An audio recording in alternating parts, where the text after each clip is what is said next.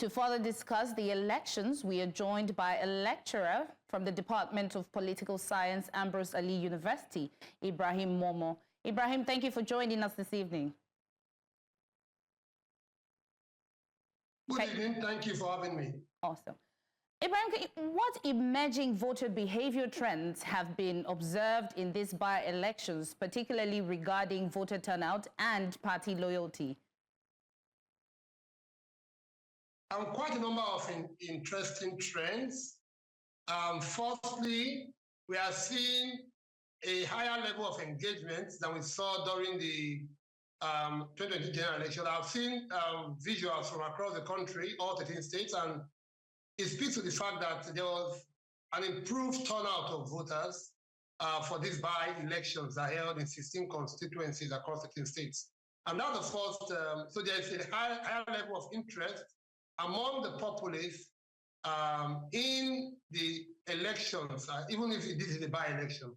The other element I've seen is a kind of level of desperation among political actors. We are seeing pockets of cases of violence across several states, vote buying. So there's a kind of improved higher level of desperation among political parties contesting in this election, particularly, ruling parties across states. Though the information is still coming out slowly, but I will see that. And then thirdly, another trend I'm seeing is that despite all the accusations that were leveled against INEC during the last general elections, it appears that they have still not learned their lessons. In several states, what we saw was that they were malfunctioning by modal voter accreditation system. It leads one to say that you can put all the best of technologies in place. Nigeria, one of the most technologically advanced electoral systems in the world. Nigeria's voters card is has a lot of biometric features, facials. In fact, every detail, it's more or less even more powerful than a national ID card. Nigeria also has the bimodal voter accreditation system, which means that in our elections, every registered voter can be captured. But we are seeing that one failing. And of course, Nigeria has what I introduced as called the IRES, the result viewing portal. The result viewing portal, so that in real time, once elections have ended, votes have been counted, and results declared at the polling units, they ought to be uploaded straight to the result viewing portal IRES. But it appears that the human factor is still very much at play in the by-elections we saw today. How reliable are the pre-election opinion polls conducted in the lead up to the 2025 by-election, especially in contested zones? Well, I think we cannot rely on them because Nigeria does not have a history of a standard, reliable, what you can call opinion polls. We don't have a history of viable, because sometimes it is often colored by the opinions of those behind those polls, polls that are done. So for me, what matters is not opinion polls, because Nigeria's electoral system is not that developed as to have, even in developed societies, we have seen when Hillary Clinton contested against the current president, Donald J. Trump of America, opinion polls mostly said she was going to win. But when the results came out, a different ballgame. So I don't think we can rely essentially on what matters. What's more than even the opinion polls. What counts in Nigeria is voter turnout and the seamless level of seamlessness the electoral system enjoys.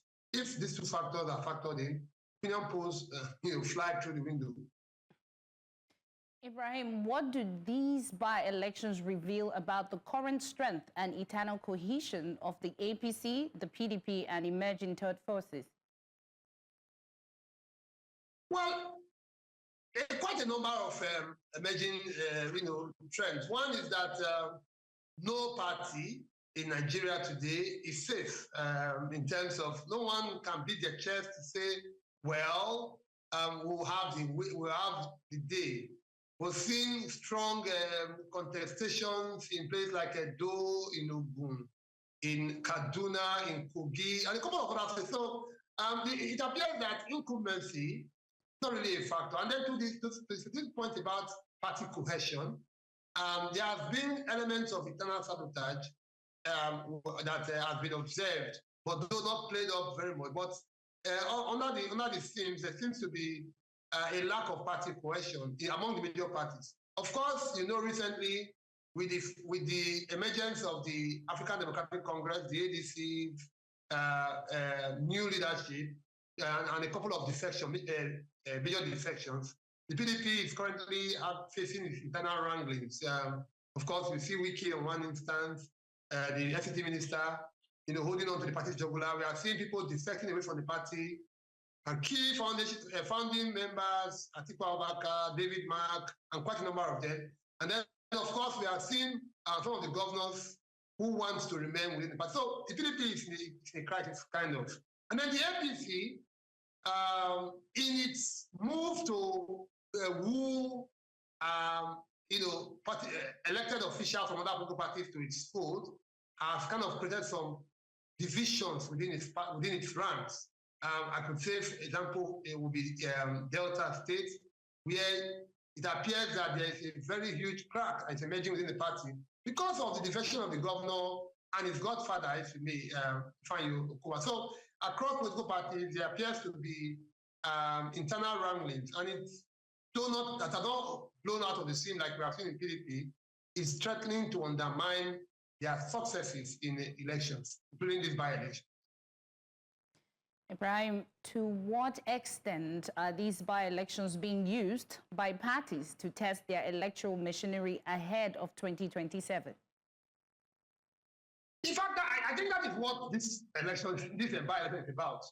Most political parties are very, very interested in winning at all costs in this election. For me, the by-elections have been framed across political parties as a referendum of the ruling party, the APC.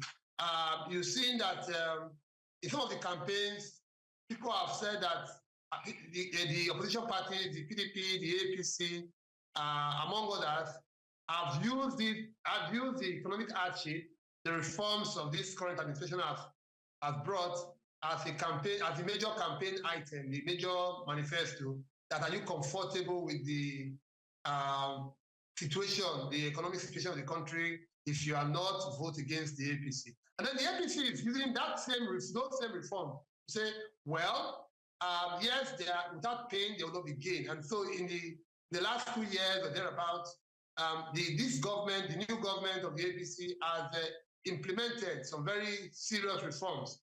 And then the economy is about to turn the corner. In fact, they will tout the fact that bags of rice are beginning to come down. The price of a bag of rice, among other food items, food inflation is reducing. So the election essentially was framed around a referendum on the APC's 2-year plus rule, and so that for me has been the central issue in this election cycle, these by-elections.